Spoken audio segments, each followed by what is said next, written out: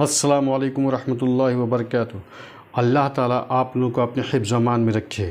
ہم ایسے ٹاپک کو لے کر آپ کے سامنے حاضر ہوئے ہیں جو ٹاپک سماج کے لیے، ملک کے لیے، ہر ویکتی کے لیے مہتوپورن ہے اور اہم ہے۔ اس پہ توجہ دینا بہت ہی ضروری ہے، اور اس کی وجہ سے جو ملک کھوکھلا ہو جاتا ہے اور ملک جو ہے بربادی کے دہانے پر پہنچ جاتا ہے، وہ کیا ہے؟ رشوت ہے۔ رشوت ایسے رقوم، ایسے اماؤنٹ جو حاکموں کو اور آفیسروں کو کوئی شخص اس لیے دیتا ہے تاکہ وہ کسی حق کی جانب سے رخ موڑ کر دینے والے شخص کی جانب حاکم یا آفیسر فیصلہ کر دے۔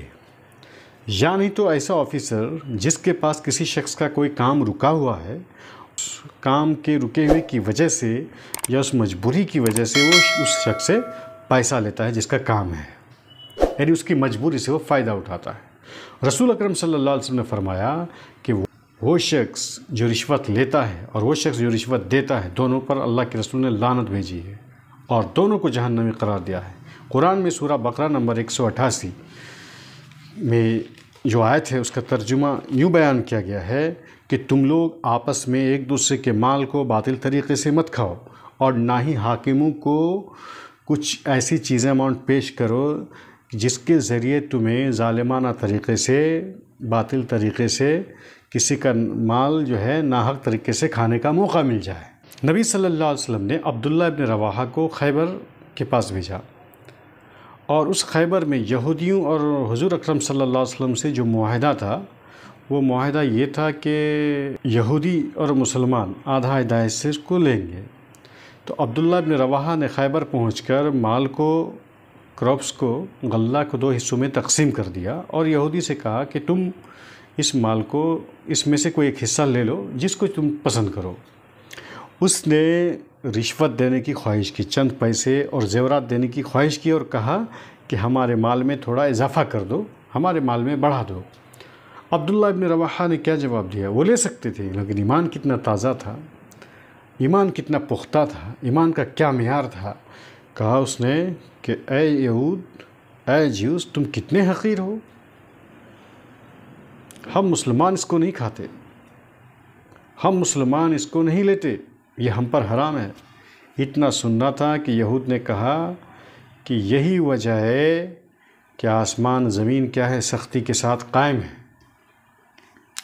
اگر کوئی شخص اپنے حق کو وصولنے کے لیے رشوت دیتا ہے یا اس کو دینے کی ضرورت پڑتی ہے، اس کو ایک اندیشہ ہے، خدشہ ہے کہ اگر وہ رشوت نہیں دے گا تو اس کو جانی اور مالی نقصان ہو سکتا ہے، اور اس کا حصہ کسی تیسرے شخص کو جو اس کا حقدار نہیں ہے اس کو دے سکتے ہیں، وہاں پر اس بات کی گنجائش ہے کہ وہ رشوت دے کر اپنا حق وصول کرے۔ رشوت کے لین دین سے اخروی تو نقصان ہے، لیکن دنیاوی نقصان کیا ہے کہ رشوت جو لیتا ہے نا، اس کو بھی جگہ جگہ جا کر رشوت دینی پڑتی ہے۔ یہاں جو برابری تھی وہ برابری ختم ہو جاتی ہے، یعنی ایک شخص، 2 شخص کے درمیان ایک حاکم آفیسر کیا کرتا ہے؟ الگ الگ سلوک کر رہا ہے، یعنی تو وہ اپنے عہدہ کا الگ غلط استعمال کر رہا ہے، وہ اپنے آپ کو کچھ سمجھ کے دوسرے شخص کو پس دکھا کر کے ناانصافی کر رہا ہے، تو مثلا ناانصافی ہو جا رہی ہے۔ وہ رشوت دینا اور لینا ایک ظلم ہے، اور یہ ظلم جو ہے اسلام میں اللہ کو، اور یہ ظلم اللہ کو پسند ہی نہیں۔ خیانت کا ارتکاب کرتا ہے، اس کا پوسٹ بھی، عہدہ اور منصب بھی ایک امانت کے طور پر ہے، اور وہ آدمی جو معاملہ جس کا ان کے ساتھ ہے لگا ہوا، وہ بھی کیا ہے؟ ایک امانت ہے۔ یہ دونوں طرح کی چیزوں میں وہ خیانت کرتا ہے، اور اس خیانت کی وجہ سے لوگوں کا ٹرسٹ اس پر سے اٹھ جاتا ہے، بھروسہ ختم ہو جاتا ہے، اعتماد، نفرت کو یہ جنم دیتا ہے، 2 آدمی کے درمیان بھید بھاؤ پیدا کرتا ہے۔ کام جو مضبوطی سے ہونے والا ہوتا ہے وہ مضبوطی سے نہیں ہوتا۔ کام کیسے مضبوطی میں ہو؟ شہر میں آپ دیکھ لیجئے، جہاں ہاسپٹل بنائے گئے، روڈ بنائے گئے، اور کہاں پتہ نہیں برج وغیرہ کا مسئلہ ہے، آئے دن پیش آتے رہتے، کوئی نہ کوئی حادثہ ہوتا رہتا۔ وجہ کیا ہے؟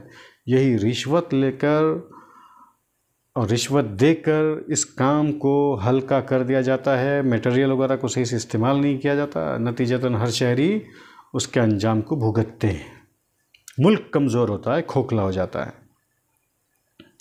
ایسا شخص جو کسی کو حق سے محروم کرتا ہے ایک دم غلط بات ہے، یہ ظلم ہے۔ ایسے تحفہ تحائف جو رشوت کی شکل میں ہو وہ بھی لینا ہرگز جائز نہیں ہے۔ حضور اکرم صلی اللہ علیہ وسلم نے ایک شخص کو زکوٰۃ کلیکشن کے لیے کہیں بھیجا، وہ شخص گیا زکوٰۃ کلیکشن لے کر آیا، اس کو ساتھ میں کچھ تحفے تحائف بھی ملے تھے۔ اس نے تحفے تحائف کو الگ جگہ رکھا اور جو زکوٰۃ ہے اس کو بھی الگ رکھا، اور کہا کہ حضور یہ زکوٰۃ جو ہے یہ بیت المال میں جائے گا اور یہ جو تحفے تحائف ہے وہ میرے لیے ہے۔ حضور اکرم صلی اللہ علیہ وسلم نے فرمایا اگر تم کیا اپنے ماں باپ کے گھروں میں بیٹھے رہتے تو کیا تمہیں یہ تحفے تحائف ملتے کہ نہیں؟ تو پھر یہ رشوت ہے۔ اور 3 بار اس چیز کو ریپیٹ کیا، جس کے ہاتھ میں میری جان ہے، خدا کی قسم جس کے ہاتھ میں میری جان ہے، کہ کوئی بھی شخص اگر صدقہ میں سے تھوڑی سی بھی کوئی چیز لے گا نا تو قیامت کے دن اس کے گردن پر لٹکتا ہوا وہ صدقہ آئے گا۔ یہ کہہ کر حضور اکرم صلی اللہ علیہ وسلم نے وہ گفٹ کو بیت المال میں بھیجوا دیے، واپس کر دیے۔ اگر کوئی شخص کسی حاکم کے پاس کوئی ریکمینڈ کرتا ہے، کسی کی سفارش کرتا ہے اور سفارش کے لیے پیسے اس کو دیتا ہے اور وہ وصول لیتا ہے تو یہ بھی جائز نہیں ہے، چاہے وہ گفٹ کی شکل ہی میں کیوں نہ ہو۔ بتایا حضور صلی اللہ علیہ وسلم نے کہ ایسا شخص سود کے کسی بڑے دروازے میں سے کسی ایک دروازے میں داخل ہو گیا، یعنی رشوت کو بھی خاص طور سے تحفے تحائف کی شکل میں اگر دیے جا رہے ہیں تو اس کو بھی کیا کہا؟ رشوت ہی کہا گیا، اور سود سے اس کو کمپیریزن کیا گیا ہے۔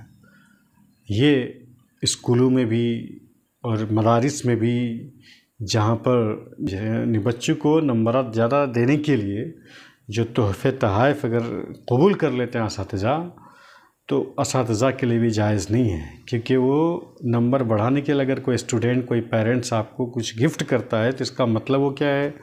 رشوت ہے، اور جو اسلام میں جائز نہیں ہے۔ یہ رشوت حاکم اور آفیسر اور پبلک کے درمیان جو ہے نا خلیج پیدا کرتا ہے، فرق پیدا کرتا ہے۔